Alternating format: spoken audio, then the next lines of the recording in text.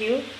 আজি শনিবাৰ 2024 চনৰ 21 ডিচেম্বৰ আৰু 21 ডিচেম্বৰ দিনটোত আমি আজি এটা ট্ৰিপ কৰিম ৰাধাকৃষ্ণ চেণ্ট্ৰেল একাডেমীৰ পৰা অহা কাইলৈ 22 ডিচেম্বৰ তাৰিখে গুৱাহাটী প্লেনেটৰিয়াম জু কলাক্ষেত্ৰ আৰু ছায়েন্স মিউজিয়ামত আমাৰ স্কুলৰ শিশুসকলক লৈ যাম বুলি ভাবিছিলোঁ আৰু ট্ৰিপটো বাৰু মই উলিয়ালোঁ।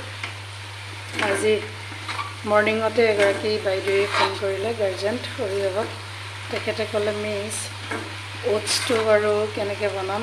মই ক'লোঁ গাখীৰত বনাওক, নহ'লে বা আৰু এটা প্ৰকাৰ আছে, সেই প্ৰকাৰটো দি বনাওক।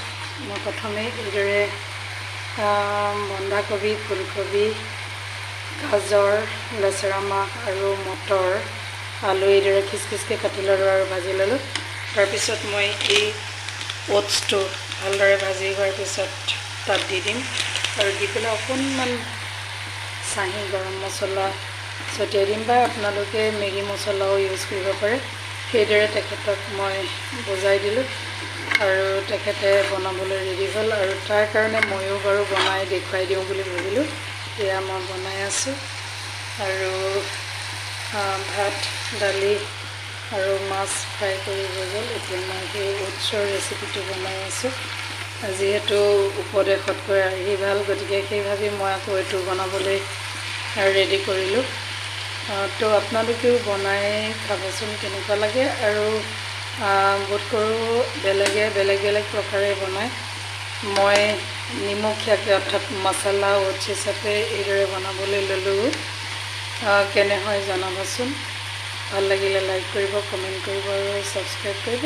আৰু অহা বছৰ অৰ্থাৎ 2025 চনৰ আগন্তুক নৱবৰ্ষৰ সকলোকে শুভেচ্ছা যাচিলোঁ। সকলো সুস্থ থাকক, হাঁহি থাকক, আনন্দ কৰক আৰু ভাল সুস্বাদু খাদ্য বনাই খাওক।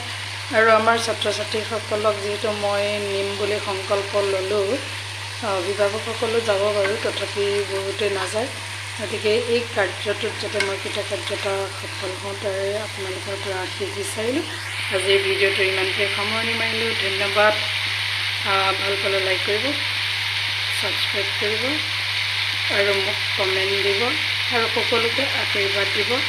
নতুন শুভ বৰ্ষটো যাতে ভাল হয় তাৰে কামনা কৰি ভিডিঅ'টো সামৰণি মাৰিছোঁ।